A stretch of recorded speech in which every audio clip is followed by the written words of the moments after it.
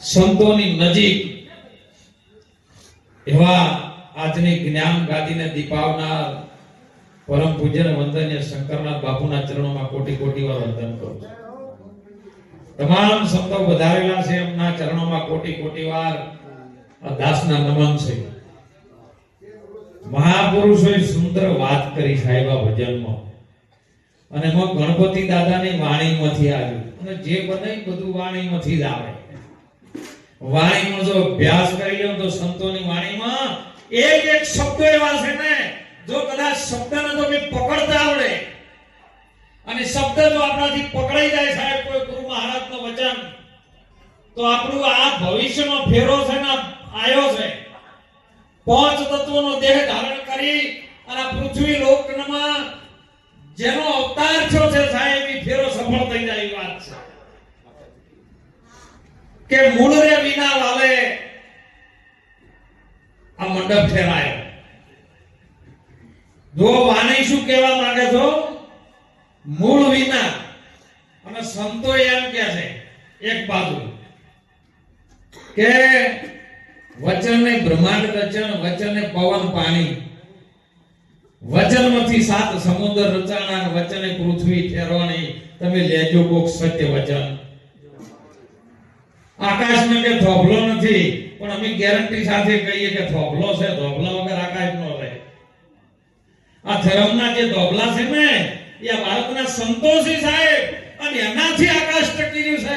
મહાપુરુષો કે છે, સંતો પ્રમાણ આપે છે, સંત ના હોત જગત में तो चली जात सब संसार, જ્ઞાન કરી લહેર છે ઠારત ઠામો.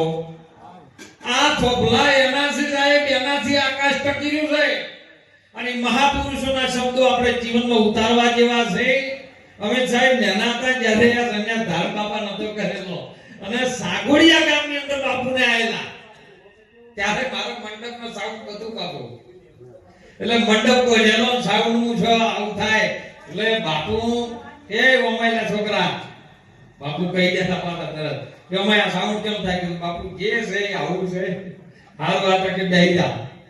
અને પછી હું મારી મસ્તી બેઠો બાપુ, પગ લોબા કરી બેઠો, એટલે મહાત્માએ કીધું બાપુ ભગવાનમાં પગ કરી ન બેહાય, પણ હું શું સંતોની નજીક વારંવાર રહેતો, એટલે કીધું તાર બાપુ એમ કરો, જેમણા ભગવાન ન હોય ને એમણા મારા પગ કરી આલો, હું એમણા હોઈ ગયું. અને બાપુએ ભૈડામાં બે થાપું મારી બાપુ કે આયો પગ કરશે જગતમાં. અને બાપુ એ આશીર્વાદ આજે બાપુનો ભળ્યો તો ગુલાબનાથ બાપુનો, અને ગુરુ મળી ગયા. ગુરુ મળ્યા છે આજે બધાની સંતોની કૃપા છે અને દયા છે સાહેબ. એટલે કઈક સંતના નજીક જવાથી સાહેબ શું થાય ને, એ કલ્પના પણ ન કરી શકો. મનુષ્યના કલ્પનાની અંદર આ વાત આવે એવી નથી. અને એટલે મહાપુરુષો કહે છે કે આ વિશ્વની અંદર તો તમે બધાને ઓળખતા હોય, પણ જ્યાં સુધી તમે તમને ના ઓળખો ત્યાં સુધી મોટામાં મોટી ખામી છે. તમે તમને ઓળખવા માટે શું કરવું જોઈએ? જાતે ઓળખાય એવું નથી. દૂધમાં ઘી છે પણ દીવો થાય એવો નથી ડાયરેક્ટ. એટલા માટે છાશના છોટાનો સંગ કરી અને એના દહીંમાં જમાવટ કરી દેવી પડે.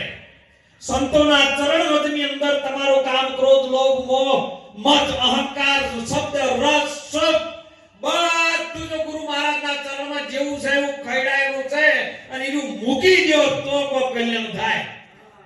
જે સૌ ખૈડાયેલો હતો નાખો, પણ ગુરુ મહારાજના ચરણમાં જો એટલે કીધું ગા હું આવો છું, આપણે તો આવું કરતા જ નહીં. એમ જો કરી દો તો બેડો પાર થઈ જાય હશે, પણ અડધું પાણી રાખો છે એટલે તપસ્યા પૂરી થતી નથી. અને એટલે સંતો આપણા ભારતના જગાડેલા છે સાહેબ કે જાગી દો. આ સમય જાગવા માટે મનુષ્યનો અવતાર તમને મળ્યો છે. ગુરુ મહારાજ કેવા હોવા જોઈએ? વાણીમાં સુંદર વાત કરી છે સાહેબ. તો વાણીનો વિષય હું ખાસ લેતો નહીં, પણ તબરજી આળા પાડે છે. અને વાણીમાં ભેદ છે કે ગુરુ અને શિષ્યનો સંવાદ ચાલે સાહેબ, અને ગુરુ જોડે સંવાદ કરવો. બાપના જોડે દીકરો તો કદાચ હાથે ના પકડે ને તો એ દીકરો નકામો, અને બાપ ના લે તો એ બાપે નકામો.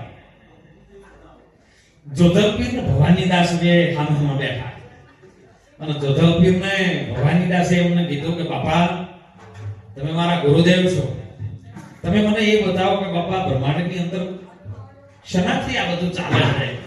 એટલે ગુરુ મહારાજ જોધલ પીરે એવું કીધું કે બેટા પરમ તત્વ કંઈક કામ કરી રહ્યું.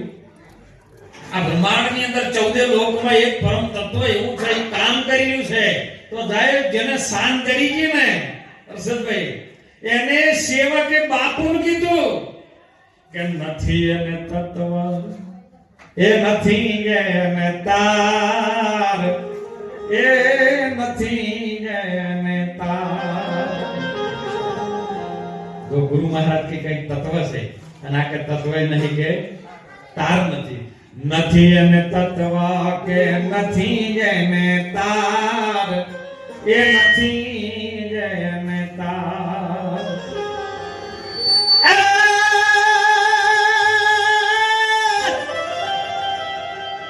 એ વચનમાંથી કોઈક વચન બોલે છે અને બોલે છે બહુ કરે પોકાર તમે જોજો રે મદંતરીનો બજાવ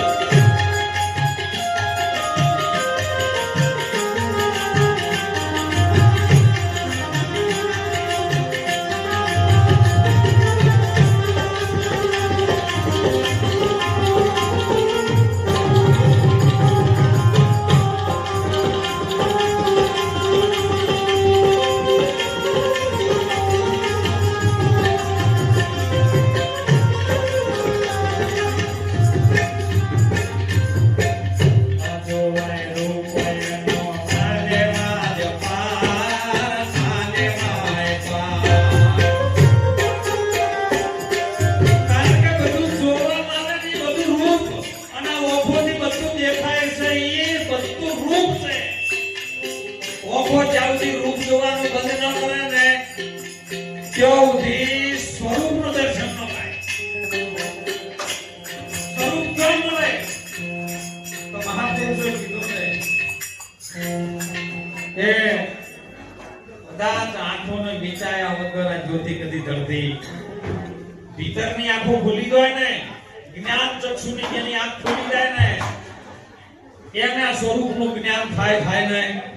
અને ભૂલે ચૂકે જો કદાચ એક વાર એક સેકન્ડ રામાયણની અંદર વશિષ્ઠ મુનિએ કીધું છે કે કદાચ એક ગાયની શીંગડીના તળી ઉપર જો કદાચ એક ગાયનો દેણો ઠેરે એટલી વાર પોતાના સ્વરૂપમાં જો મન સ્થિર થઈ જાય તો એ કદી કાળે ભૂખાતું નથી ને. ભલે બધું ચતુર પણ કશું એનું સ્વરૂપનું આગા બાજુ થાય કારણ કે નિત્ય છે. અને એમાં હતું છે કે આ જોવાયું નથી, જોવાય નહીં, કહું તો કહેવાય નહીં. કહેવાય એવું છે કારણ કે એમાં નિરાત મહારાજે બોલાવાયો કે વાણીમાં આવે એ પદ મનસી જાવે નિર્વાણી કરું છે નામ રૂપ ને ગુણથી ન્યારું જાહેર પદોને. એ જાહેર પદમાં છે પણ સાહેબ આર્યું ચડાવ્યું કારણ કે ગુરુ વગર જ્ઞાન ન ઉભું છે. ગુરુ બિન બેઠાના ભેદ ગુરુ બિન સંચય ટળે નહીં ભલે પહોંચી લો ત્યાં. એટલે જો કદાચ આવા તત્વ જ્ઞાની ગુરુ મળી જાય ને સાહેબ તો આપણી કાયાનું કલ્યાણ થઈ જાય એવું છે. માટે વેલા ચેતી જાજો. હું તો એક જ કહું છું સાહેબ આ મણોનો અવતાર મળ્યો છે ને ચેતી જવા જેવું છે. હો ચેતી ના અંશો પાર લગી જાય છો આ ભવ સાગરની મોય હે માયના ચેતી ના અંશો પાર લગી જાય છો. નકા કાયાનો ઈંધોનો નકો ધગમગ દોલા ધગમગ થઈલો છે સાહેબ. પણ ગુરુનું જ્ઞાન જો જેને પ્રગટ થઈ ગયું ને જ્ઞાન તમારી ભીતર ભરેલું છે પણ પ્રગટ કરવું પડે. કેમ કે ગુરુ મહારાજ જ્યોતિ જ્યોત જ મિલાવે એમાં ઓછું ન થાય કશું. હો જ્યોતથી જ્યોત મિલાવો ને એટલે અજવાળું નહીં.